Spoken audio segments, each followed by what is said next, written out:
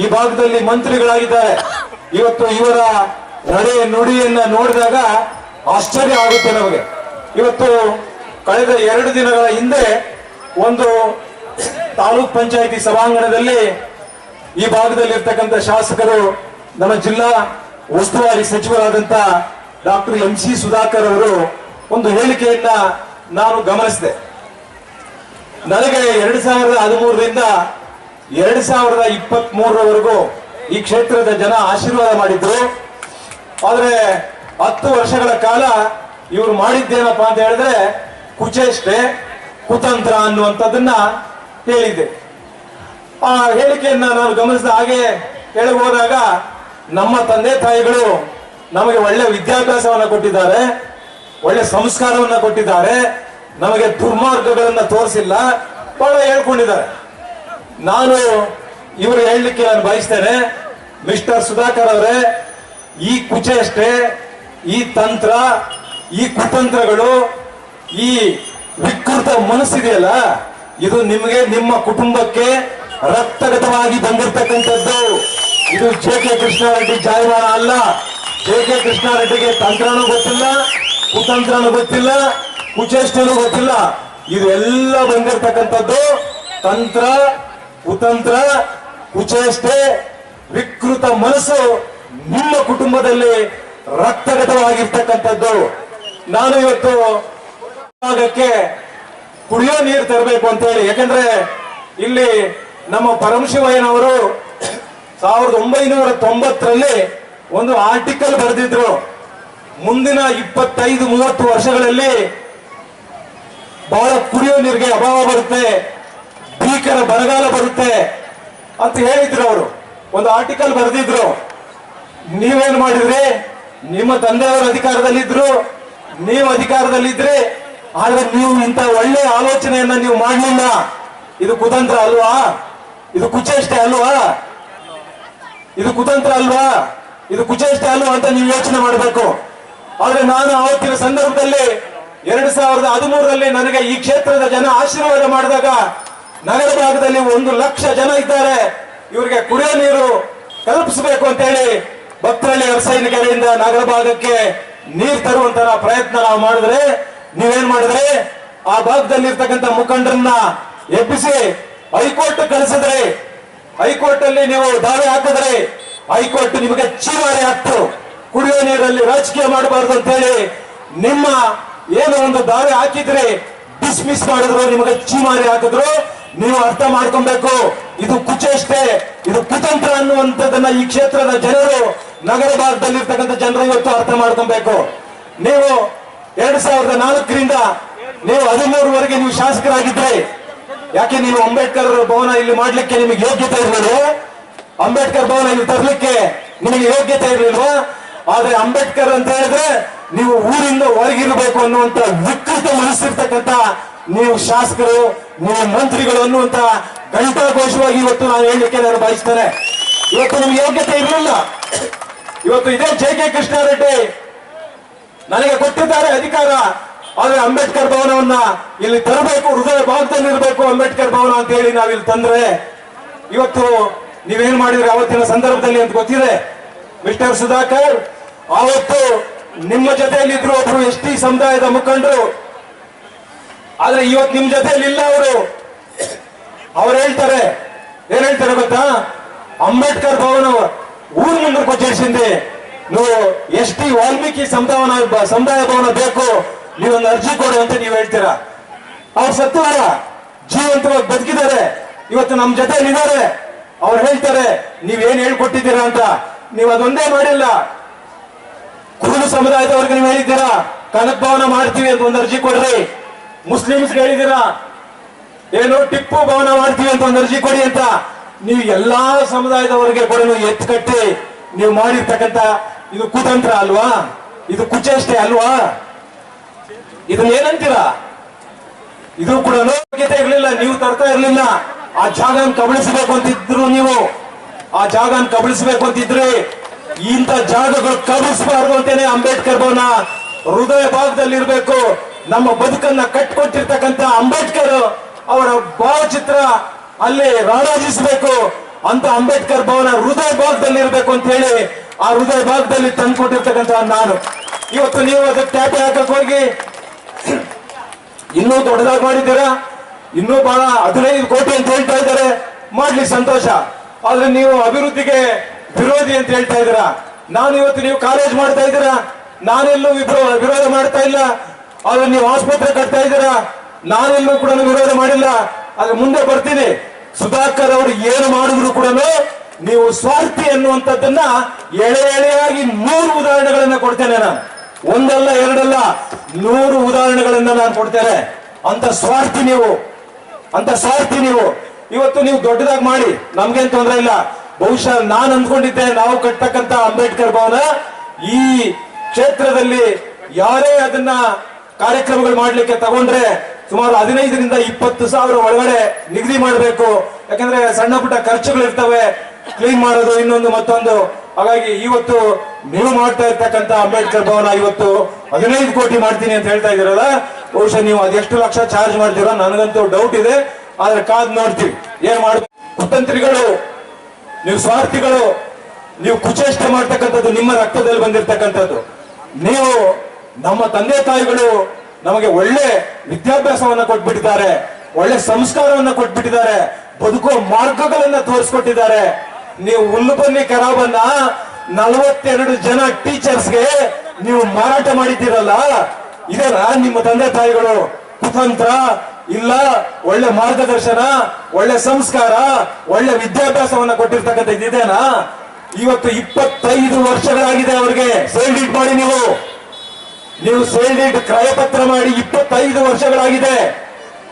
ಇವತ್ತುವರೆಗೂ ಕೂಡ ನೀವು ನಿಮ್ಮ ಹಣ ವಾಪಸ್ ತಗೊಳ್ಳಿ, ಏನೋ ತೊಂದರೆ ಆಗಿದೆ ಅಥವಾ ನಾವೆಲ್ಲೋ ಬಡಾವಣೆ ಮಾಡ್ತಾ ಇದ್ದೀವಿ, ನಿಮ್ಮ ನಿವೇಶನ ತಗೊಳ್ಳಿ ಅಂತ ನಿಮ್ಗೆ ಕನಿಷ್ಠ ಸೌಜನ್ಯ ನಿಮಗೆ ಇಲ್ವಲ್ಲ? ಇದನ್ನ ಏನನ್ಬೇಕು ನಾವು? ಇದು ಕುತಂತ್ರ ಅಲ್ವಾ? ಕುಚೇಷ್ಟೆ ಅಲ್ವಾ? ಇದು ಕುಚೇಷ್ಟೆ ಅಲ್ವಾ? 100 ಸಾರಿ ನಿಮ್ಮ ಆತ್ಮ ವಿಮರ್ಶೆ ಮಾಡ್ಕೊಳ್ಳಿ. ಇವತ್ತು ನೀವು ಸರ್ಕಾರಿ ತೋಪಿನಲ್ಲಿ ಶಾಲಾ ಕಾಲೇಜ್ ನಡೆಸ್ತಾ ಇದ್ದೀರಾ. ನೀವೇನಾದ್ರು ಖರೀದಿ ಮಾಡಿದ್ರಾ? ನಿಮ್ ತಂದೆ ಖರೀದಿ ಮಾಡಿದ್ರಾ? ನೀವು ಖರೀದಿ ಮಾಡಿದ್ರಾ? ಇಲ್ವಲ್ಲ. ಸರ್ಕಾರಿ ತೋಪಿನಲ್ಲಿ ಯಾರಿಗೋ 30 ವರ್ಷಕ್ಕೆ ಲೀಸ್ಗಾದ್ರೆ ನೀವು ಆ ಲೀಸ್ ಹತ್ರ 99 ವರ್ಷಕ್ಕೆ ಲೀಸ್ ಮಾಡ್ಕೊಂತೀರಾ. ಆದ್ರೆ ಇದು ಕಾನೂನಲ್ಲಿ ಇದೆಯಾ? ಆದ್ರೆ ಇವತ್ತು ಅಧಿಕಾರಿಗಳು ಕೂಡ ನಿಮ್ಗೆ ಗುಲಾಮರಾಗಿ ಇವತ್ತು ಕೆಲಸ ಮಾಡ್ತಾ ಇದ್ದಾರೆ. ಇವತ್ತು ತಹಸೀಲ್ದಾರ್ ಇರ್ಬೋದು, AC ಇರ್ಬೋದು, DC ಇರ್ಬೋದು, ಗುಲಾಮರಾಗಿ ಕೆಲಸ ಮಾಡ್ತಾ ಇದ್ದಾರೆ. ನಾನು ಇವತ್ತು ಈ ಎಲ್ಲ ಅಧಿಕಾರಿಗಳಿಗೂ ಕೂಡ ಹೇಳಲಿಕ್ಕೆ ಬಯಸ್ತೇನೆ, ಸಾರ್ವಜನಿಕರ ಹಣದಿಂದ ನಿಮಗೆ ಸಂಬಳ ಕೊಡ್ತಾ ಇರ್ತಕ್ಕಂಥದ್ದು, ನೀವು ಗುಲಾಮರಾಗಿ ಕೆಲಸ ಮಾಡಬಾರ್ದು ಅನ್ನುವಂತ ಒತ್ತಾಯ ಮಾಡ್ತೇನೆ. ನೀವು ಎಲ್ಲ ವಿಚಾರಗಳಲ್ಲಿ ಕೂಡ ಮಂತ್ರಿಗಳು ಹೇಳಿದ್ರು ನೀವೇನೇನ್ ಮಾಡ್ತಾ ಇದ್ದೀರಾ ಅನ್ನುವಂಥದ್ದನ್ನು ಎಳೆಯಾಗಿ ಬಿಚ್ಚಿಡ್ತೇನೆ. ನಿಮ್ಮ ತಾಯಿ ಹೆಸರಲ್ಲಿ ನೀವು ಇವತ್ತೇನು ಮನೆ ಇದ್ದೀರಾ, ಆ ಮನೆಯಲ್ಲಿ, ಆ ಮನೆ ಆವರಣದಲ್ಲಿ ನೀವು ಜಾಗವನ್ನ, ಸರ್ಕಾರಿ ಜಾಗವನ್ನ ಜಿಲ್ಲಾ ಪಂಚಾಯಿತಿಯಲ್ಲಿ ನಿಮ್ಮ ತಾಯಿ ಹೆಸರಲ್ಲಿ ಬಾಡಿಗೆ ತಗೊಂಡಿದ್ದೀರಾ. ಮಾನವ ಮರ್ಯಾದೆ ಇಲ್ಲದೆ ಇರ್ತಕ್ಕಂಥವ್ರು ನೀವು. ಮಾನವ ಮರ್ಯಾದೆ ಇದೆಯಾ ನಿಮಗೆ? ಇದು ಕುಚೇಷ್ಟೆ ಅನ್ನಲ್ವಾ? ಇದು ಕುತಂತ್ರ ಅನ್ನಲ್ವಾ? ನನ್ನ ಬಗ್ಗೆ ಮಾತನಾಡುವಂತ ನೈತಿಕತೆನೂ ಇಲ್ಲ, ನನ್ನ ಬಗ್ಗೆ ಮಾತನಾಡುವಂತ ಯೋಗ್ಯತೆ ಕೂಡ ನಿಮ್ಮ ಕುಟುಂಬದಲ್ಲಿ ಯಾವುದೂ ಇಲ್ಲ ಅನ್ನುವಂತ ಮಾತನ್ನ ಈ ಸಂದರ್ಭದಲ್ಲಿ ನಾನು ಹೇಳಲಿಕ್ಕೆ ನಾನು ಬಯಸ್ತೇನೆ. ನೀವು ಯಾರನ್ನು ಬಿಡ್ತೀರಾ? ಯಾರನ್ನು ಬಿಡೋದಿಲ್ಲ. ಈ ಕ್ಷೇತ್ರದಲ್ಲಿ ಶಾಲಾ ಮಕ್ಕಳಿಗೆ ಅಂತ ಹೇಳಿ ರಿಸರ್ವ್ ಮಾಡಿರ್ತಕ್ಕಂಥ ಜಾಗದಲ್ಲಿ, ಶಾಲಾ ಮಕ್ಕಳಿಗೆ ರಿಸರ್ವ್ ಮಾಡಿರ್ತಕ್ಕಂಥ ಜಾಗದಲ್ಲಿ ನೀವು ಇವತ್ತು ಕೂಡ ಒಂದ್ ಕಡೆ BO ಆಫೀಸ್ ಇದೆ, ಇನ್ನೊಂದ್ ಕಡೆ ಪ್ರೌಢಶಾಲೆ ಇದೆ. ಆದ್ರೆ ಮಧ್ಯದಲ್ಲಿ ನೀವು ಏನ್ ಮಾಡಿದ್ದೀರಾ? ಒಂದು ಸಣ್ಣ ಗುಡಿಯನ್ನ ಕಟ್ಟಿ, ಇವತ್ತು ವಾಣಿಜ್ಯ ಮಳಿಗೆಗಳನ್ನ ಕಟ್ಟಿ ನೀವು ಊಟ ಮಾಡ್ತಾ ಇದ್ದೀರಾ. ನೀವು ಬೆಳಗ್ಗೆ, ಮಧ್ಯಾಹ್ನ, ರಾತ್ರಿ ಊಟ ಮಾಡ್ತಾ ಇರ್ತಕ್ಕಂಥದ್ದು ಪಾಪದ ಹಣ. ಇದು ಕುತಂತ್ರ ಅಲ್ವಾ? ಇದು ಕುಚೇಷ್ಟೆ ಅಲ್ವಾ? ಇದು ನಿಮ್ಮ ಸ್ವಾರ್ಥ ಅಲ್ವಾ? ಈ ಕ್ಷೇತ್ರದ ಜನರಿಗೆ ಏನ್ ಮಾಡಿದ್ದೀರಾ ನೀವು? ಅಭಿವೃದ್ಧಿಯ ನೆಪದಲ್ಲಿ ಎಷ್ಟು ಅಭಿವೃದ್ಧಿ ಮಾಡ್ತೀರಾ? ನಿಮ್ಮ ಕುಟುಂಬಕ್ಕೆ ಅಷ್ಟು ಅಭಿವೃದ್ಧಿ ಆಗ್ಬೇಕು, ನಿಮ್ಮ ಕುಟುಂಬಕ್ಕೆ ಅಷ್ಟು ಸಾರ್ವಜನಿಕರ ಆಸ್ತಿಗಳು ಬೇಕು, ಸರ್ಕಾರಿ ಆಸ್ತಿಗಳು ಬೇಕು. ನಿಮ್ಮನ್ನು ಹೇಳೋದಕ್ಕೆ ಅವರಿಲ್ವಾ? ಇದಕ್ಕೆ ತಕ್ಕಂಗೆ ಇವತ್ತು ಅಧಿಕಾರಿಗಳು ಕೂಡ ಇದೇ ರೀತಿ ಆಗಿದ್ದಾರೆ. ಇವತ್ತು ನಾನು DC-ಗೆ ಹೇಳಲಿಕ್ಕೆ ಬಯಸ್ತೇನೆ, ಈ ಜಿಲ್ಲಾಧಿಕಾರಿಗಳಿಗೆ, ನಿಮ್ಮ ಬೇರೆ ಚಿಕ್ಕಬಳ್ಳಾಪುರದಲ್ಲಿ ಇರ್ಬೋದು, ಶಿಡ್ಲಘಟ್ಟದಲ್ಲಿ ಇರ್ಬೋದು, ಆದ್ರೆ DC ಅವರೇ ನಿಮ್ಮ ಬೇಳೆ ಚಿಂತಾಮಣಿಯಲ್ಲಿ ಬೇಳೆದಿಲ್ಲ. ಇವ್ರ ಹತ್ರ, ಇಂಥ ಕುತಂತ್ರಿಗಳ ಹತ್ರ, ಇಂಥ ಸ್ವಾರ್ಥಿಗಳ ಹತ್ರ, ಇಂಥ ಕುಚೇಷ್ಟೆ ಮಾಡೋರ ಹತ್ರ ಡಿ ಸಿ ಅವರೇ ನಿಮ್ಮ ಬೇಳೆ ಇಲ್ಲಿ ಬೇಯೋದಿಲ್ಲ. ನಾನು ಯಾಕಂದ್ರೆ ಇತ್ತೀಚೆಗೆ ನಿಮ್ಮ ಸ್ಟೇಟ್ಮೆಂಟ್ ಗಳನ್ನ ನೋಡಿದ್ದೇನೆ. ಬಹಳ ಗಡುಸಾಗಿ, ಬಹಳ ನೇರವಾಗಿ, ಬಹಳ ದಿಟ್ಟವಾಗಿ, ಬಹಳ ಪ್ರಾಮಾಣಿಕವಾಗಿ. ನಿಮ್ಮ ಪ್ರಾಮಾಣಿಕತೆ, ನಿಮ್ಮ ದಿಟ್ಟ ನೇರ ನುಡಿ ಡಿ ಸಿ ಅವರೇ ಇಲ್ಲಿ ನಡೆಯೋದಿಲ್ಲ. ಚಿಂತಾಮಣಿಯಲ್ಲಿ ನಿಮಗೆ ತಾಕತ್ತಿದ್ರೆ ಇವರು ಮಾಡಿರ್ತಕ್ಕಂಥ ಅಕ್ರಮ ಆಸ್ತಿಗಳನ್ನ ಒಂದೊಂದು ಕೂಡ ನೀವು ವಾಪಸ್ ತಗೊಂಡ್ರೆ ನೀವು ನಿಜವಾಗ್ಲೂ ಜಿಲ್ಲಾಧಿಕಾರಿಗಳು ಅನ್ನುವಂಥದ್ದನ್ನ ನಾನು ಮೆಚ್ಚುತ್ತೇನೆ, ನಾನು ಹೇಳ್ತೇನೆ. ಇಲ್ಲ ಅಂದ್ರೆ ನೀವು ಕೂಡ ಅದೇ ಸಾಲಿನಲ್ಲಿ ಹಿಂದೆ ಇರ್ತಕ್ಕಂಥ ಡಿ ಸಿಗಳೆಲ್ಲ ಕೂಡ ಕೇವಲ ಮಾತುಗಳನ್ನ ಅನ್ಸ್ಕೊಂಡು ಹೋಗಿದ್ದಾರೆ. ಆ ಸಾಲಿಗೆ ನೀವು ಕೂಡ ಹೋಗ್ತೀರಾ. ಯಾಕಂದ್ರೆ ಕಾನೂನು ಅಂತ ಹೇಳಿದ್ರೆ ಬಡವರಿಗೊಂದು ಬಲಾಢ್ರಿಗೊಂದು ಕಾನೂನಿಲ್ಲ. ಬಾಬಾ ಸಾಹೇಬ್ ಅಂಬೇಡ್ಕರ್ ಕೊಟ್ಟಿರ್ತಕ್ಕಂಥದ್ದು ಎಲ್ಲರಿಗೂ ಕೂಡ ಒಂದೇ ಕಾನೂನು. ಆ ಒಂದೇ ಕಾನೂನನ್ನ ನೀವು ಪಾಲನೆ ಮಾಡ್ತಾ ಇಲ್ಲ ಅನ್ನುವಂತ ಮಾತನ್ನ ಇವತ್ತು ನಾನು ಕೇಳಕ್ಕೆ ಬಯಸ್ತೇನೆ. ಇವತ್ತು ನೀವು ಶಾಲಾ ಮಕ್ಕಳಿಗೆ ನೀವು ಸಮುದಾಯದಲ್ಲಿ ಇರ್ತಕ್ಕಂಥ ಯಾರೋ ಒಬ್ಬ ದಾನ ಮಾಡಿರ್ತಕ್ಕಂಥದ್ದು ಒಕ್ಕಲಿಗರ ಕಲ್ಯಾಣ, ಒಕ್ಕಲಿಗರ ಮಕ್ಕಳಿಗೆ ಸಮುದಾಯಕ್ಕೆ ಬೇಕು ಅಂತ ಹೇಳಿ ಕೊಟ್ಟಿರ್ತಕ್ಕಂಥದ್ದನ್ನ ನೀವು ಒಕ್ಕಲಿಗರ ಹಾಸ್ಟೆಲ್ ಅನ್ನ ಊರಿಂದ ಹೊರಗಡೆ ಹಾಕಿ ನೀವೇನ್ ಮಾಡಿದ್ದೀರಾ? ನಿಮ್ಮ ತಾತನ ಆಂಜನೇಯ ರೆಡ್ಡಿ ಹೆಸರಿಟ್ಟು ನೀವು ಕಲ್ಯಾಣ ಮಂಟಪ ಕಟ್ಟು ಜೀವನ ಮಾಡ್ತಾ ಇದ್ದೀರಾ. ಇವತ್ತು ನೀವು ಜೀವನ ಮಾಡ್ತಾ ಇದ್ದೀರಾ. ಇದು ಕುತಂತ್ರ ಅಲ್ವಾ? ಇದು ಸ್ವಾರ್ಥ ಅಲ್ವಾ? ಇದು ಕುಚೇಷ್ಟೆ ಅಲ್ವಾ? ನಿಮ್ಮಂತ ಕುತಂತ್ರಗಳಿಂದ, ನಿಮ್ಮಿಂದ ಕುಚೇಷ್ಟ ಮಾಡ್ತಕ್ಕಂಥವರಿಂದ, ನಿಮ್ಮಂತ ಸ್ವಾರ್ಥಿಗಳಿಂದ ನಾನು ಬುದ್ಧಿ ಕಲಿಬೇಕಾಗಿಲ್ಲ. ನಮ್ಮ ತಂದೆ ತಾಯಿಗಳು ನಿಜವಾಗಿ ನನಗೆ ಸಂಸ್ಕಾರವನ್ನು ಕಲಿಸಿಕೊಟ್ಟಿದ್ದಾರೆ. ಹೇಗೆ ಸಾರ್ವಜನಿಕ ಮಧ್ಯದಲ್ಲಿ ಹೇಗೆ ನಡೀಬೇಕು, ಹೇಗೆ ಸಂಬಂಧಗಳು ಇಟ್ಕೊಬೇಕು ಅನ್ನುವಂಥದ್ದನ್ನ ನಾನು ಕಲಿಸ್ಕೊಟ್ಟಿದ್ದಾರೆ. ನಿಮ್ಮಂತ ಈ ರೀತಿ ಸಾರ್ವಜನಿಕರನ್ನ ಆಸ್ತಿಗಳನ್ನ ಹಾಕೊಂಡು ಸಾರ್ವಜನಿಕರ ಸಂಪತ್ತನ್ನ ಲೂಟಿ ಮಾಡಿಕೊಂಡು ಜೀವ ಮಾಡಿ ಅಂತ ನಮ್ಮ ತಂದೆ ತಾಯಿಗಳು ನನಗೆ ಹೇಳ್ಕೊಟ್ಟಿಲ್ಲ. ನಿಮ್ದೆಷ್ಟು ಎಂತ ವಿಕೃತ ಮನಸ್ಸು ಅನ್ನುವಂಥದ್ದು ಗೊತ್ತಿದೆ. ಇವತ್ತು ನನ್ನ ಒಂದು ಜೆ.ಕೆ. ಭವನ ನಾವು ಒಂದು ಕಚೇರಿಯಲ್ಲಿ ಏನು ಬಫರ್ ಝೋನ್ ಇಷ್ಟು ಮೀಟರ್ ಬಿಟ್ಟಿಲ್ಲ ಅಂತ ಹೇಳಿ ನೀವು ನ್ಯಾಯಾಲಯದಲ್ಲಿ ದಾವೆ ಹಾಕಿದ್ದೀರಾ. ನಾನು ಯಾವತ್ತೂ ಕೂಡ ನನ್ನ ಮೇಲೆ ಕೇಸ್ ಹಾಕ್ಬಿಟ್ಟಿದ್ದಾರೆ ಅಂತ ನಾನು ಎಲ್ಲೂ ಕೂಡ ಹೇಳ್ಕೊಂಡಿಲ್ಲ. ನೀವು ಅದರ ಹಿಂಭಾಗ ಕೆರೆ ಅಂಗಳದಲ್ಲಿ ಸುಮಾರು 35 ಮರಗಳು ಜಮ್ಮುನೆಯಿಂದ ಮರಗಳು ಹಾಕಿದ್ವಿ, ಫಾರೆಸ್ಟ್ ಅವರೇ ಹಾಕಿದ್ದು. ಆದ್ರೆ ಆ ಜಮ್ಮುನೆಗಳು ಬಿಟ್ಟು ಪಕ್ಷಿಗಳಿಗೆ ಆಗ್ತಾ ಇತ್ತು. ನಿಮ್ಗೆ ವಿಕೃತ ಮನಸ್ಸು ಏನಾಯ್ತು ಅಂತ ಹೇಳಿದ್ರೆ 35 ಮರಗಳನ್ನ ಇವತ್ತು ನೀವು ನಾಶ ಮಾಡಿದ್ರೆ, ನಿಮ್ಮ ಅಧಿಕಾರಿಗಳನ್ನ ಕಳಿಸಿ ಸಮೇತ ನೀವು ನಾಶ ಮಾಡಿದ್ರೆ. ಅರಣ್ಯ ಅನ್ನೋ ಸಂಪತ್ತು ಇವತ್ತು ನೀವು ಕಾಲೇಜ್ ಕಟ್ತಾ ಇರ್ತಕ್ಕಂಥ ಇರ್ಬಹುದು, ನೀವು ಗುಹಾಂತರ ದೇವಾಲಯ ಮಾಡ್ತಿರ್ತಕ್ಕಂಥ ಇರ್ಬೋದು. ಇವತ್ತು ಅರಣ್ಯದ ಒಂದು ಸಂಪತ್ತನ್ನ, ನೈಸರ್ಗಿಕ ಸಂಪತ್ತವನ್ನ ನಾಶ ಮಾಡಿ ಇವತ್ತು ನೀವು ಮಾಡ್ತಾ ಇರ್ತಕ್ಕಂಥ ನೀವು ಕುತಂತ್ರಿಗಳು, ಸ್ವಾರ್ಥಿಗಳು. ಇವತ್ತು ನನ್ನ ಮೇಲೆ ನೀವು ಕುತಂತ್ರಿಗಳು, ಸ್ವಾರ್ಥಿಗಳು ಅಂತ ಹೇಳ್ತೀರಾ. ಇವತ್ತು ನಿಮ್ಮಿಂದ ನಾನು ಕಲಿಬೇಕಾಗಿಲ್ಲ.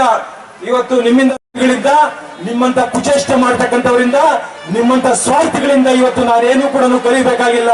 ನಮ್ಮ ತಂದೆ ತಾಯಿ ಒಳ್ಳೆ ವಿದ್ಯೆ ಬುದ್ಧಿಯನ್ನ ಕಲಿಸಿದ್ದಾರೆ, ಒಳ್ಳೆ ಸಂಸ್ಕಾರವನ್ನ ಕಲಿಸಿದ್ದಾರೆ.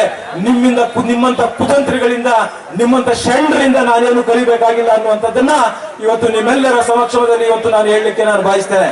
ಇವತ್ತು ನೀವು ಐತಿಹ್ಯ ನೆಪದಲ್ಲಿ ಇವತ್ತು IDSMT ಕಾಂಪ್ಲೆಕ್ಸ್, ಯಾಕೆ ಇವತ್ತು ನೀವು ಕಟ್ಟಿರ್ತಕ್ಕಂಥ ಕಾಂಪ್ಲೆಕ್ಸ್ ಇದೆಯಲ್ಲ, ಏನೋ ಎಂತದ್ದು PCR ಕಾಂಪ್ಲೆಕ್ಸ್ ಅಂತ ಹೇಳ್ತಾರಲ್ಲ, ಎಷ್ಟು ವರ್ಷ ಆಯ್ತು ಕಟ್ಟಿ, ಯಾಕದು ಬೀಳಿಲ್ಲ?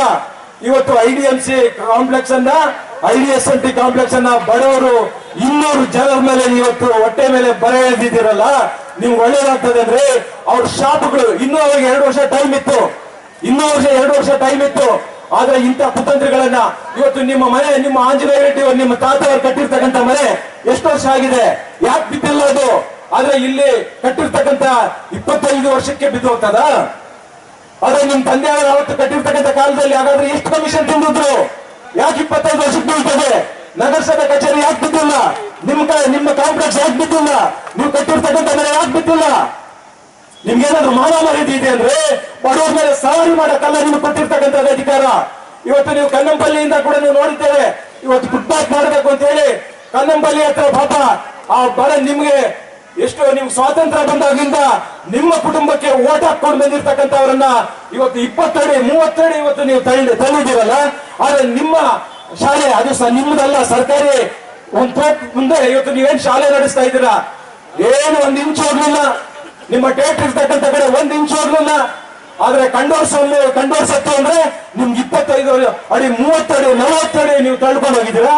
ಇಲ್ಲ ನಿಮ್ಗೆ ಗೊತ್ತಾಗುತ್ತೆ, ಆಂಜನೇಯ ರೆಡ್ಡಿ ಒಕ್ಕಲಿಗರ ಕಲ್ಯಾಣ ಮಂಟಪದ ಆ ಕಾರ್ನರಲ್ಲಿ ಗೊತ್ತಾಗುತ್ತೆ, ಒಂದು ರಸ್ತೆ ಹಿಂಗ್ ಬಂದಿದೆ. ಯಾಕೆ ಅಲ್ಲೇನೋ ಹೋದ್ರೆ ಪಾಪ ನಿಮ್ಗೆ ಬೇಕಾಗಿರೋರ್ದು ಹೋಗ್ಬಿಡ್ತದ, ನಿಮ್ಗೆ ಬೇಕಾಗಿರ್ತಕ್ಕಂಥವ್ರು ಹೋಗ್ಬಿಡುತ್ತೆ ಅಂತೇಳಿ ನೇರವಾಗಿ ಬಂದು ಹಿಂಗ್ ಬಂದಿರೋದು. ಇವ್ರು ಎಂತ ವಿಕೃತ ಮನಸ್ಸು ಇರ್ತಕ್ಕಂಥವ್ರು ಅಂತ ಹೇಳಿದ್ರೆ 1940ರಲ್ಲಿ ಈ ಮಂತ್ರಿ ಇದ್ದ ವಿನ್ಸ್ಟನ್ ಚರ್ಚಿಲ್ ಅಂತ ಹೇಳಿ ಒಬ್ಬ ಪ್ರಧಾನಮಂತ್ರಿ ಇದ್ದ. ಅವನೇನ್ ಮಾಡಿದ ಅಂತ ಹೇಳಿದ್ರೆ, ನಮ್ಮಲ್ಲಿ ಸ್ವಾತಂತ್ರ್ಯಕ್ಕೆ ಮೊದಲು ಏನು ಪದೇ ಪದೇ ದಿನೇ ನಮ್ಮ ಹೋರಾಟಗಳು, ಭಾರತ ದೇಶದ ಹೋರಾಟಗಳು ಹೆಚ್ಚಾಗ್ತಾ ಇದ್ವು ಅಂದ್ರೆ ಒಂದು ದಿನಕ್ಕೆ ಎಷ್ಟು ಜನ ಹೊಡೆದ್ರು ಯಾರು ಕೇರ್ ಮಾಡ್ತಾ ಇರ್ಲಿಲ್ಲ, ಎಷ್ಟು ಜನ ಸತ್ರು ಯಾರು ಕೇರ್ ಮಾಡ್ತಾ ಇರ್ಲಿಲ್ಲ. ಇವತ್ತು 100 ಜನ ಸತ್ರೆ ನಾಳೆ 1000 ಜನ ಬರ್ತಾ ಇದ್ರು, ನಾಳೆ 1000 ಜನ ಸತ್ರೆ 10,000 ಜನ ಬರ್ತಾ ಇದ್ರು. ಈ ರೀತಿ ಹೋರಾಟಗಳು ಮಾಡಿ ಬಹಳ ದೊಡ್ಡ ಪ್ರಬಲವಾಗಿ ಹೋರಾಟ ರೂಪುಗೊಳ್ತು. ಅಂತ ಸಂದರ್ಭದಲ್ಲಿ ಅವ್ರು ಏನ್ ಯೋಚನೆ ಮಾಡಿದ ಅಂತ ಹೇಳಿದ್ರೆ, ಈಗ ಹೇಳಿದ್ನಲ್ಲ ಅವನ ಹೆಸರು ವಿನ್ಸ್ಟನ್ ಚರ್ಚಿಲ್.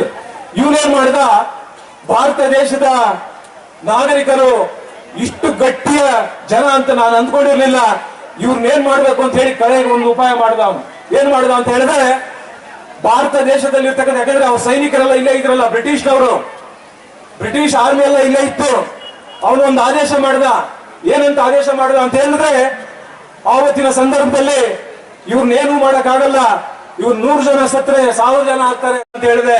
ನೀವು ಯಾರ್ಯಾರು ಇದಕ್ಕೆ ಪ್ರಯತ್ನ ಮಾಡಿದ್ದೀರಾ, ನಿಮ್ಮ ವಂಶಗಳು ನಿರ್ನಾಮ ಆಗ್ಬಿಡ್ತವೆ, ನಿಮ್ಮ ವಂಶಗಳು ನಾಶ ಆಗ್ತವೆ. ಒಂದು ಆಲದ ಮರನ ನೀವು ಹೊಡೆದಿದ್ದೀರಲ್ಲ, ನಿಮ್ಮ ವಂಶಗಳು ನಿರ್ನಾಮ ಆಗ್ತವೆ ಅನ್ನುವಂಥದ್ದನ್ನ ಹೇಳಿದೆ. ಮತ್ತೆ ಈಗ ಇನ್ನೊಂದು, ನನಗೆ ಎಲ್ಲದಕ್ಕೂ ಕೂಡ ವಿರೋಧ ಲೆಟರ್ಗಳು ಕೊಡ್ತಾರೆ ಅಂತ ಹೇಳಿದ್ರು. ಇವರು ಅಥ್ಲೆಟಿಕ್ಸ್ಗೆ ಇಲ್ಲಿ DCC ಬ್ಯಾಂಕ್ ಒಂದು ಬಿಲ್ಡಿಂಗ್ ಇತ್ತು. ಈ DCC ಬ್ಯಾಂಕ್ ಚುನಾವಣೆ ಬಂತು. ಇವರಿಗೆ ಒಂದು ಮಾಹಿತಿ ಇತ್ತು, ಈ DCC ಬ್ಯಾಂಕ್ ಚುನಾವಣೆಯಲ್ಲಿ JDS ಪಕ್ಷ ಗೆಲ್ಲುತ್ತೆ ಎನ್ನುವಂಥದ್ದು. JDS ಪಕ್ಷ ಗೆದ್ರೆ ಆ DCC ಬ್ಯಾಂಕ್ ಅಲ್ಲಿ ಕುಂತ್ಕೊಳ್ತಾರೆ ಅಂತ ಹೇಳಿ ನೀವೊಂದು ಆದೇಶವನ್ನ ಮಾಡಿಸಿದ್ರಿ. ಇದು ಅಥ್ಲೆಟಿಕ್ಸ್ಗೆ, ಪಾಪ ನೀವು ಅಥ್ಲೆಟಿಕ್ಸ್ ಕೊಡ್ಬೇಕು ಅಂತ ಕೊಟ್ಟಿದ್ದಲ್ಲ, DCC ಬ್ಯಾಂಕ್ ಅಲ್ಲಿ JDS ನವರು ಬಂದು ಕುಂತ್ಕೊಬಿಡ್ತಾರೆ, ಇಲ್ಲಿ ರಾಜಕೀಯ ಮಾಡ್ತಾರೆ. ನೀವು ಅಲ್ಲಿ ನಿಮ್ಮ ಸ್ವಾರ್ಥ, JDS ನವರು ಅಲ್ಲಿ ಬರಬಾರ್ದು ಅಂತ ಹೇಳಿ ನೀವು ಅಥ್ಲೆಟಿಕ್ಸ್ಗೆ ನೀವು ಮಾಡಿರ್ತಕ್ಕಂಥದ್ದು ನಮಗೆ ಅರ್ಥ ಆಗ್ತದೆ. ಅದರ ಜೊತೆಗೆ ನೀವು ಇನ್ನೊಂದು ವಿಚಾರ ನಮ್ಮ ಕ್ಷೇತ್ರದ ಜನರಿಗೆ ನಾನು ತರಬೇಕು ಅನ್ನುವಂಥದ್ದನ್ನ, ನಿನ್ನೆ ನನಗೆ ಆದಿಚುಂಚನಗಿರಿ ಮಠದಿಂದ ನನಗೆ ಲಿಂಗೇಶ್ ಅಂತ ಹೇಳಿ ಅಲ್ಲಿ ಸ್ವಾಮೀಜಿ ಅವರು PS ಒಬ್ರು ನನಗೆ ಫೋನ್ ಮಾಡಿದ್ರು. ಸರ್, ನೀವು ನಮ್ಮ ಮಠಕ್ಕೆ ತೊಂದರೆ ಮಾಡ್ತಾ ಇದ್ದೀರಾ ಅಂತ. ಯಾವ ವಿಚಾರದಲ್ಲಿ, ಎಲ್ಲಿ ಅಂತ ಹೇಳಿದೆ ನಾನು. ಇಲ್ಲಿ 16 ಎಕರೆ ಬೇಕು ಅಂತ ಹೇಳಿ ಇವರು ಮಠದಿಂದ ಒಂದು ಅರ್ಜಿಯನ್ನ ಹಾಕೊಂಡಿದ್ದಾರೆ. ಈ ಸ್ವಾಮೀಜಿಯವರು, ನಿರ್ಮಲಾನಂದ ಸ್ವಾಮೀಜಿ ಅವ್ರನ್ನ ಕರ್ಕೊಂಡ್ಬಂದು, ಇವರು ಪಾಪ ಡೀಮ್ಡ್ ಫಾರೆಸ್ಟ್ ಅಲ್ಲಿ ಮಾಡಿದಾರಲ್ಲ, ಗುಹಾಂತರ ದೇವಾಲಯ ಕರ್ಕೊಂಡೋಗಿ ಸ್ವಾಮೀಜಿಗಳಿಗೆ ಅಲ್ಲೆಲ್ಲ ತೋರಿಸಿದ್ರು. ಸ್ವಾಮೀಜಿಗಳು ಪಾಪ ಅವ್ರಿಗೆ ಗೊತ್ತಿಲ್ಲ, ಇವ್ರು ಭೂಗಳ್ರು, ಇವ್ರು ಸಮಾಜಘಾತಕರು, ಇವ್ರು ಭೂಗಳ್ರು ಅಂತ ಗೊತ್ತಿಲ್ಲ ಅವ್ರಿಗೆ. ಸ್ವಾಮೀಜಿ ಅವರು ಬಹಳ ಅದ್ಭುತವಾಗಿದೆ, ನೀವು ಮಾಡಿರ್ತಕ್ಕಂಥ ಗುಹಾಂತರ ದೇವಾಲಯ ಬಹಳ ಅದ್ಭುತವಾಗಿದೆ ಅಂತ ಹೇಳಿದ್ರು. ಸ್ವಾಮೀಜಿಗೆ ಏನಾದ್ರು ನೀವು ಭೂಗಳ್ರು, ನೀವು ಜಮೀನು ಡೀಮ್ಡ್ ಫಾರೆಸ್ಟ್ ನಲ್ಲಿ ನೀವು ಮಾಡಿದೀರಾ ಅಂತ ಗೊತ್ತಿದ್ರೆ ಅವರ ಎಡಗಾಲು ಹೆಜ್ಜೆ ಕೂಡ ಅಲ್ಲಿ ಇಡ್ತಾ ಇರ್ಲಿಲ್ಲ. ಸ್ವಾಮೀಜಿ ಗೊತ್ತಿಲ್ಲ ಪಾಪ. ನಾನು ಹೇಳಿದೆ ಆ ಲಿಂಗೇಶ್ ಅವ್ರಿಗೆ ಹೇಳಿದೆ ಏನ್ ಹೇಳಿದೆ ಅಂದ್ರೆ, ಸರ್, ಸ್ವಾಮೀಜಿ ದೊಡ್ಡ ಬುದ್ಧಿ ಹೋದ್ಮೇಲೆ, ಚಿಕ್ಕ ಬುದ್ಧಿ ಅವರು ಬಂದ ಮೇಲೆ, ಅವ್ರ ಜವಾಬ್ದಾರಿಯನ್ನ ತಗೊಂಡ ಮೇಲೆ ನಿಮ್ಮ ಮಠದ ಹೆಸರು ಆಕಾಶದಲ್ಲಿದೆ, ನಿಮ್ಮ ಮಠದ ಹೆಸರು ಶಿಖರಕ್ಕೇರಿಸಿದ್ದಾರೆ. ಈ ಭೂಗಳ ಜೊತೆ ಏನಾದ್ರು ನೀವು ಸೇರಿದ್ರೆ ನಿಮ್ಗೆ ಮಸಿ ಬೆಳಿತಾರೆ, ಬಟ್ ನೀವು ನೆಲಕ್ಕೆ ಕಚ್ಚಿಸ್ತಾರೆ ನಿಮ್ಮನ್ನ. ಹುಷಾರ್. ಯಾಕೆ ಸರ್, ಏನ್ ಸರ್ ಅಂತ ಹೇಳಿದ್ರು. ಅವ್ರಿಗೆ ಹೇಳಿದೆ ನಾನು, ಹುಲ್ಲು ಬನ್ನಿ ಖರಾಬಲ್ಲಿ 42 ಟೀಚರ್ಸ್ಗೆ ಸೇಲ್ ಡೀಡ್ ಮಾಡಿರ್ತಕ್ಕಂಥ ಭೂಪರು ಇವರು. 42 ಸೇಲ್ ಡೀಡ್ ಮಾಡಿರ್ತಕ್ಕಂಥ ಭೂಪರು ಟೀಚರ್ಸ್ಗೆ 25 ವರ್ಷ ಆಗಿದೆ. ಅವ್ರಿಗೆ ದುಡ್ಡು ಕೊಟ್ಟಿಲ್ಲ, ಅವ್ರಿಗೆ ಸೈಟ್ ಕೊಟ್ಟಿಲ್ಲ. ಸರ್ಕಾರಿ ತೋಟದಲ್ಲಿ ಶಾಲಾ ಕಾಲೇಜ್ ನಡೆಸ್ತಾ ಇರ್ತಕ್ಕಂಥ ಭೂಪರು ಇವರು. ಸರ್ಕಾರಿ ಶಾಲಾ ಕಾಲೇಜಲ್ಲಿ ಮಕ್ಕಳಿಗೆ ರಿಸರ್ವ್ ಆಗಿರ್ತಕ್ಕಂಥ ಜಾಗದಲ್ಲಿ ಇವರು ವಾಣಿಜ್ಯ ಮಳಿಗೆಗಳನ್ನ ಕಟ್ಟಿರ್ತಕ್ಕಂಥ ಭೂಪರು ಇವರು. ಒಕ್ಕಲಿಗರ ಏನು ಸಮುದಾಯಕ್ಕೆ ಯಾರು ದಾನ ಮಾಡಿರ್ತಕ್ಕಂಥವ್ರನ್ನ ಊರಿಂದ ಹೊರಗಾಕಿ ಅಲ್ಲಿ ಇವರು ತಾತ್ಮೆಸ್ ಇಟ್ಕೊಂಡು ಕಲ್ಯಾಣ ಮಂಟಪ ಮಾಡಿರ್ತಕ್ಕಂಥವ್ರು ಇವರು. ಮನೆ ಇರ್ತಕ್ಕಂಥ, ವಾಸ ಮಾಡ್ತಕ್ಕಂಥ ಮನೆ ಇರ್ತಕ್ಕಂಥದ್ದು ಭೀಕರ ಬೆಲೆ ಇರ್ತಕ್ಕಂಥ ಮನೆ ಇರ್ತಕ್ಕಂಥದ್ದನ್ನ ಅನ್ನುವಂಥದ್ದನ್ನ ಎಲ್ಲ ವಿಚಾರಗಳು ಕೂಡ ಅವ್ರ ಗಮನಕ್ಕೆ ತಂದಾಗ, ನೀವು ಬುದ್ಧಿಯವರ ಹತ್ರ ಒಂದ್ಸಾರಿ ಮಾತಾಡ್ಬೇಡಿ ಸರ್ ಅಂದ್ರು. ಆಯ್ತು, ನಾನು ಬುದ್ಧಿಯವರ ಹತ್ರ ಒಂದ್ಸಾರಿ ಟೈಮ್ ತಗೊಂತೀನಿ, ನಾನು ಅಲ್ಲಿ ಬರ್ತೀನಿ, ನಾನು ಮಾತಾಡ್ತೀನಿ ಅಂತ ಹೇಳಿದ್ರೆ ನಿಮ್ಮ ಮೇಲೆ ಇರ್ತಕ್ಕಂಥ ಭೂಗಳ್ಳರ ಪಟ್ಟ ಇದೆಯಲ್ಲ, ಯಾರಿಂದಲೂ ತಪ್ಪಿಸ್ಲಿಕ್ಕೆ ಸಾಧ್ಯ ಇಲ್ಲ, ಅದು ಕಳ್ಚಲಿಕ್ಕೆ ಸಾಧ್ಯ ಇಲ್ಲ. ಇನ್ನು ಮುಂದಿನ ಶತಮಾನಗಳಲ್ಲಿ ಕೂಡ ಭೂಗಳ್ಳರ ಪಟ್ಟ ಅನ್ನುವಂಥದ್ದು ನಿಮ್ಮ ಹಣೆ ಪಟ್ಟಿಯಲ್ಲಿ ಇದೆ. ಇದನ್ನ ತಪ್ಪಿಸ್ಕೊಂಡು ಆಚೆ ಬರ್ಲಿಕ್ಕೆ ಸಾಧ್ಯವೇ ಇಲ್ಲ ಸುಧಾಕರ್ ಅನ್ನುವಂತ ಮಾತನ್ನ ಇವತ್ತು ಈ ಸಂದರ್ಭದಲ್ಲಿ ನಾನು ಹೇಳಲಿಕ್ಕೆ ನಾನು ಬಯಸ್ತೇನೆ. ನಾನು ಯಾಕೆ ಅಂದ್ರೆ ಕಾಂಗ್ರೆಸ್ ಅಂತ ನೋಡಿಲ್ಲ, ಬಿಜೆಪಿ ಅಂತ ನೋಡಿಲ್ಲ, ಜೆಡಿಎಸ್ ಅಂತ ನೋಡಿಲ್ಲ, ಪಕ್ಷಾತೀತವಾಗಿ ಯಾರೇ 50 ಫಾರಂ ನಂಬರ್ 50ರಲ್ಲಿ ಅರ್ಜಿ ಹಾಕೊಂಡಿದ್ರೆ ಮಂಜೂರು ಮಾಡಿದ್ದೇನೆ, 53ರಲ್ಲಿ ಅರ್ಜಿ ಹಾಕೊಂಡಿದ್ರೆ ಮಂಜೂರು ಮಾಡಿದ್ದೇನೆ, 57ರಲ್ಲಿ ಇನ್ನೂ ನಾನು ಮುಂದೆ ಬಂದಿರಲಿಲ್ಲ. ಆದ್ರೆ ಅವತ್ತಿನ ಸಂದರ್ಭದಲ್ಲಿ ಈ ಅಧಿಕಾರಿಗಳು, ತಹಸೀಲ್ದಾರರು ಇವರೆಲ್ಲ ಏನ್ ಮಾಡ್ತಾ ಇದ್ರು ಅಂತ ಹೇಳಿದ್ರೆ ಆ ರೈತರ ಹತ್ರ ದುಡ್ಡು ಕೇಳ್ತಾ ಇದ್ರು. ಆ ರೈತರು ದುಡ್ಡು ಕೊಟ್ಟಿಲ್ಲ ಅಂದ್ರೆ ನನ್ನ ಮುಂದೆ ಆ ರಿಪೋರ್ಟ್ ಒಂದು ಬರ್ಕೊಂಡ್ ಬಂದ್ಬಿಡ್ತಾ ಇದ್ರು. ಸರ್ 8 ಕಿಲೋಮೀಟರ್ ಇದೆ ಸರ್, ಇದು ಮಂಜೂರು ಮಾಡಕ್ ಬರೋದಿಲ್ಲ ಸರ್ ಅಂತ ಹೇಳ್ತಾ ಇದ್ರು. ಯಾವ್ದು 8 ಕಿಲೋಮೀಟರ್ ಇದೆ, ಮಂಜೂರು ಮಾಡಕ್ ಬರೋದಿಲ್ಲ ಅಂತ. ನಾನು ಇವತ್ತು ಈ ಅಧಿಕಾರಿಗಳು ಕೇಳಲಿಕ್ಕೆ ಬಯಸ್ತೇನೆ, ಈ ತಹಸೀಲ್ದಾರ್ಗೆ, ಈ ಮೂರ್ಖರಿಗೆ, ಈ ಮುಟ್ಟಾಳರಿಗೆ, ಎಸಿಗೆ, ಡಿಸಿಗೆ ಇಂಥ ಷಂಡ್ರು ನಮ್ಮ ಜಿಲ್ಲೆಯಲ್ಲಿ ಸೇರ್ಕೊಂಡು ಇವತ್ತು ಹಾಳು ಮಾಡ್ತಾ ಇದ್ದಾರೆ. ನೀವು, ನಾನು ಕೇಳಿದೆ ಮೊನ್ನೆ ಪ್ರಾದೇಶಿಕ ಆಯುಕ್ತರ ಹತ್ರ ಹೋಗಿದ್ದೆ, ನಾನು ಪ್ರಾದೇಶಿಕ ಆಯುಕ್ತರ ಹತ್ರ ಹೋಗಿ ನಾನು ಒಂದು ಲೆಟರ್ ಅನ್ನ ಕೊಟ್ಟೆ, ಇದನ್ನ ನೀವು ತಡೆ ಹಾಕ್ಬೇಕು, ನಿಲ್ಲಿಸಬೇಕು ಅಂತ ಹೇಳಿ. ಯಾಕೆ ಅಂತ ಹೇಳಿದ್ರೆ ನನಗೆ ರೈತರು ಯಾರಾದ್ರೂ ಇದ್ರೆ 8 ಕಿಲೋಮೀಟರ್ ಇದೆ, ಇದು ಮಾಡಕ್ ಬರೋದಿಲ್ಲ ಅಂತ. ಇಲ್ಲಿ ಆ 16 ಎಕರೆ ಮಂಜೂರು ಮಾಡೋದಕ್ಕೆ 1.5 ಕಿಲೋಮೀಟರ್ ಇದೆ. 1.5 ಕಿಲೋಮೀಟರ್ ಇದ್ರೆ ಹೆಂಗ್ ಮಾಡ್ತೀರಾ ನೀವು? ಆದ್ರೆ ನೀವೇನ್ ಗುಲಾಮರಾಗಿದ್ದೀರಾ ಮಂತ್ರಿಗಳಿಗೆ? ಸಾರ್ವಜನಿಕರ ಆಸ್ತಿ, ನಮ್ಮ ಹಣದಿಂದ ನಿಮಗೆ ಸಂಬಳ ಕೊಡ್ತಕ್ಕಂಥದ್ದು, ನಮ್ಮ ಹಣದಿಂದ ನಿಮಗೆ ಸಂಬಳ ಕೊಡ್ತಕ್ಕಂಥದ್ದು, ಸಾರ್ವಜನಿಕರು ನಾವು ನೀವು ಕಟ್ತಕ್ಕಂಥ ತೆರಿಗೆಯಿಂದ ಇವತ್ತು ಎಸಿಗಾಗ್ಲಿ, ಡಿಸಿಗಾಗ್ಲಿ, ತಹಸೀಲ್ದಾರ್ಗಾಗ್ಲಿ ನಾವು ಕೊಡ್ತಕ್ಕಂಥ ಸಂಬಳ. ಮಿನಿಸ್ಟರ್ ನಿಮಗೆ ಸಂಬಳ ಕೊಡ್ತಾ ಇಲ್ಲ. ನಿಮಗೆ ಮಾನ ಮರ್ಯಾದೆ ಇದ್ದಿದ್ರೆ ನೀವು 1.5 ಕಿಲೋಮೀಟರ್ ಮಂಜೂರು ಮಾಡ್ತಾ ಇದ್ದೇನೆ. ನಾನು ಅವರ ಪ್ರಾದೇಶಿಕ ಆಯುಕ್ತರಿಗೆ ಹೇಳಿದೆ, ನೀವೊಂದು ಸರ್ಕ್ಯುಲರ್ ಕೊಡಿ, ನಿಮ್ಮವರೆಗೂ ಯಾಕೆ ತರಬೇಕು? ಇಲ್ಲೇ 1.5 ಕಿಲೋಮೀಟರ್ ಇದೆ, ಇದು ಮಾಡಕ್ ಬರೋದಿಲ್ಲ ಸರ್. ಮಿನಿಸ್ಟರ್ ಹೇಳಿದ್ರು. ಏನ್ ಮಿನಿಸ್ಟರ್? ಯಾರು ಮಿನಿಸ್ಟರ್ ಹತ್ರ ಅಂದ್ರೆ ಕಾನೂನು ಅಂದ್ರೆ ಬಡವರಿಗೊಂದು, ಬಲಾಢ್ಯರಿಗೊಂದ. ಅದಕ್ಕೆ ಬಾಬಾ ಸಾಹೇಬ್ ಅಂಬೇಡ್ಕರ್ ಅವರು ಸಂವಿಧಾನ ರಚನೆ ಮಾಡುವಂತ ಸಂದರ್ಭದಲ್ಲಿ ಅವ್ರಿಗೊಂದು ಸಲಹೆಯನ್ನು ಕೊಡ್ತಾರೆ. ಸರ್, ಈ ದೇಶದಲ್ಲಿ ಎಲ್ಲರಿಗೂ ಕೂಡ ವೋಟಿಂಗ್ ಪವರ್ ಕೊಡಬಾರ್ದು, ವೋಟಿಂಗ್ ಪವರ್ ಕೊಡಬಾರ್ದು.